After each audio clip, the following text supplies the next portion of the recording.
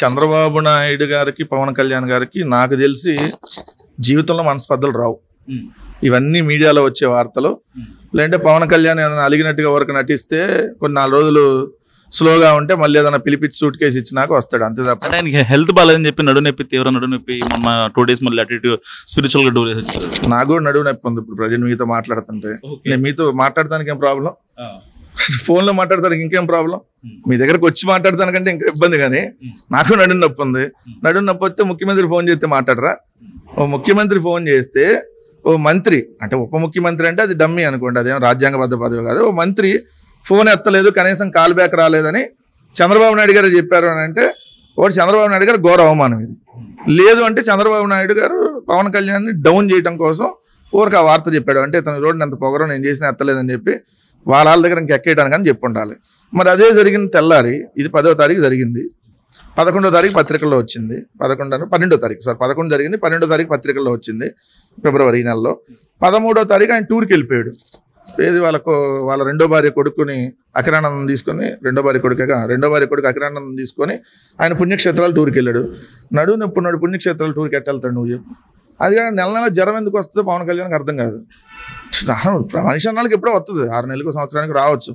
ప్రతి 10 రోజులకు ఒకసారి పవన్ కళ్యాణ్కి వెన్ను నొప్పి, పవన్ కళ్యాణ్కి భుజం నొప్పి, పవన్ కళ్యాణ్కి అక్కడ నొప్పి, పవన్ కళ్యాణ్కి జ్వరం వచ్చింది. ఆయన సినిమా షూటింగ్కి వెళ్ళాలనుకున్నప్పుడు జ్వరం వస్తుందేమో, ఇట్లా టూర్లకు వెళ్ళాలనుకున్నప్పుడు 4 రోజులు రెస్ట్ కోసం జ్వరం వస్తుందేమో. లేదంటే ఆయన సింగపూర్ వెళ్ళొచ్చాడు మొన్న. సింగపూర్లో ఏమన్నా కొత్త వైరస్ ఏమైనా వచ్చిందేమో ఆయన మనకు తెలియదు. ఆయన అయితే బాగుండాలని కోరుకుంటున్నాం.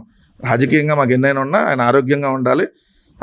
మేము అధికారంలోకి రావటం ఆయన చూడాలి, ఇవన్నీ మేము కోరుకుంటున్నాం. కాకపోతే ఆయన ఎప్పుడూ తెలుగుదేశం పార్టీకి శత్రువు కాదన్న విషయం గుర్తుపెట్టుకోండి, ఎప్పటికీ మిత్రుడే. ఎందుకు ఆ మాట అంటున్నా అంటే, నిన్నగాక మొన్న విజయవాడలో ఒక చందాలు వసూలు చేసే ప్రోగ్రాం జరిగింది. అదే ఎస్ఎస్ తమన్, అదే నందమూరి తమన్గా నామకరణం చేశారు ఆ సభలో. నందమూరి తమన్ మ్యూజిక్ డైరెక్టర్ ఆధ్వర్యంలో ఎన్టీఆర్ ట్రస్ట్కి చందాలు వసూలు చేసే కార్యక్రమం. చందాలు అంటే తక్కువ వస్తాయి కదా, ఏమంటారు దాన్ని, ఫండ్స్, కొన్ని 100 కోట్ల రూపాయలు ఫండ్స్ వసూలు చేసే కార్యక్రమం జరిగింది. ఆ కార్యక్రమంలో ముఖ్య అతిథిగా గౌరవ ముఖ్యమంత్రి చంద్రబాబు నాయుడు గారు, గౌరవ ఉప ముఖ్యమంత్రి పవన్ కళ్యాణ్ గారు, ఈ రాష్ట్రంలో అసలు ఆమెకు శాఖ ఉందో లేదో తెలియదు, ఆమె ఉంటుందో లేదో తెలియనటువంటి గౌరవ హోంమంత్రి అనిత గారు, ఇట్లా అమ్మాయి కనపడితే కడుపైనా చేయాలి, లేదంటే కనీసం ముద్దైనా పెట్టి రావాలనేటటువంటి పద్మభూషణ్ అవార్డు వచ్చినటువంటి బాలకృష్ణ గారు, వీళ్ళందరూ అటెండ్ అయ్యారు దానికి. దాంట్లో ఉప ముఖ్యమంత్రి గారు స్పీచ్ విన్నాక 100% పవన్ కళ్యాణ్ అతనికి బానిస కుక్క, బానిస అదేంటి ఇంకా పెద్ద పదాలు అయితే రావట్లేదు, దాని అవార్డు ఇవ్వచ్చని వచ్చింది దాంట్లో. ఎందుకు?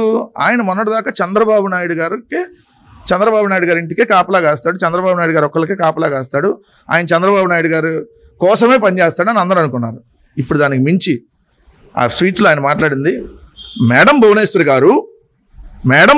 గారు అని నేను 2 సార్లు చెప్పాను, చాలాసార్లు చెప్పాడు, మీరు నాకు ఫోన్ చేసి ఇన్విటేషన్ ఇవ్వటం అనేది నా పూర్వజన్మ సుకృతం, ఈ జన్మలో నేను అసలు ఇట్లాంటిది నేను ఊహించలేదు, మీరు ఫోన్ చేసి చెప్పకోకుండా డైరెక్ట్గా ఇన్విటేషన్ పంపించడం నేను వచ్చేసేవాడిని అని చెప్పాడు. ఇన్విటేషన్ ఎందుకు పంపించడం, అసలు నీకు పిలవపోయి నువ్వు వస్తావు, దేవాంశ్ ఎవరన్నా మనిషిని పంపించాలి, డ్రైవర్ని ఎవరో ఒకరిని, పవన్ కళ్యాణ్ రమ్మని అన్నా నువ్వు వస్తావు, అది అందరికీ తెలుసు. మళ్ళీ దాన్ని మీటింగ్లో చెప్పాల్సిన అవసరం ఏంది? ఇప్పుడు దేవాంశ్ డ్రైవర్ ఉంటాడు, దేవాంశ్ డ్రైవర్కి చెప్పి ఆ పవన్ కళ్యాణ్ ఒకసారి రమ్మను, లేదా పవన్ కళ్యాణ్ ఫోన్ చేయి రమ్మని చెప్పు అన్నా నువ్వు వచ్చేస్తావు. అది చాలామంది తెలియదు కదా ప్రజలకి. అది అయిపోయింది. నిన్ను అలగా పార్టీ అని, నువ్వు ఒక అలగా అని చెప్పి మాట్లాడినటువంటి బాలకృష్ణని అందరూ ప్రేమతో బాలయ్య అంటారంట. నాకు మాత్రం బాలకృష్ణ సారు అని పిలవాలనుంది. ఈ బాలకృష్ణ సార్ అంత గొప్పవాడు లేడు. మేడం భువనేశ్వర్ గారు, బాలకృష్ణ సార్ గారు, అయిపోయింది. తర్వాత అతనికి ఎంతో ఇష్టమైన భవిష్యత్ మార్గదర్శి అంట, భవిష్యత్ దిక్సూచి అంట మంత్రివర్యులు లోకేష్ అంట. ఒక్క దేవాంశనే మాట్లాడలా. అంటే నువ్వు చెప్పేది ఏంది? నువ్వు నందమూరి కుటుంబానికి, నారా కుటుంబానికి నువ్వు కట్టు బానిసవి అనేది ఓపెన్గా చెప్పావు అక్కడ. రేపొద్దున దేవాంశ్ కూడా ఇప్పుడు దాదాపు 10 ఏళ్ళు 12 ఏళ్ళు ఉంటాయి, అబ్బాయికి తెలియదు, నాకు ఐడియా లేదు కరెక్ట్గా. రేపొద్దున దేవాంశ్ నాయకత్వాన్ని కూడా బలపరుస్తాడు పవన్ కళ్యాణ్. చంద్రబాబు నాయకత్వాన్ని బలపరిచాడు, ఇప్పుడు లోకేష్ నాయకత్వాన్ని బలపరుస్తున్నాడు, రేపొద్దున దేవాంశ్ నాయకత్వాన్ని కూడా బలపరుస్తా అని చెప్పకనే చెప్పాడు. ఇంకా పార్టీ ఆ నాయకుడి గురించి మనం ఏం మాట్లాడతాం చెప్పండి? నిజంగా ఎంత దారుణం. నువ్వు పొగడొచ్చు, అతి వినయం దూర్తన లక్షణం ఏదో సామెత ఉంటుంది. సో అతి వినయం ప్రదర్శించేవాడిని ఏమంటారు? గారు అనాలి. ఎవరైనా భువనేశ్వర్ గారు, చంద్రబాబు నాయుడు గారు తప్పులేదు, అసలు గారు అనకపోతే తప్పు, గారు అనాలి పెద్దవాళ్ళని, నేను కాదంటలా. కానీ పిలవపోయినా నేను వచ్చేవాడిని. అసలు మీ అంత గొప్పవాళ్ళు లేరు ఈ దేశంలో, మీ కుమారుడు అంత గొప్పవాడు లేడు, బాలకృష్ణ అంత గొప్పవాడు లేడు, ఏమైనా కొడతాడని భయం వేసిందేమో లేకపోతే అక్కడి నుంచి ఆ సభలో బాలకృష్ణ సార్ అనకపోతే, ఎందుకంటే ఆయన ఆల్రెడీ చేతులు ఏది ఉంటే అది ఇసురు కొడుతూ ఉంటాడు కదా. లేకపోతే ఈయన పార్టీని అలగా అన్నాడు, ఈ అలగా పార్టీ అని చెప్పితే ఆయన్ని సార్ అని పిలవాలనిపిస్తుందంట. సార్ ఇదేంది సార్ ఏంది?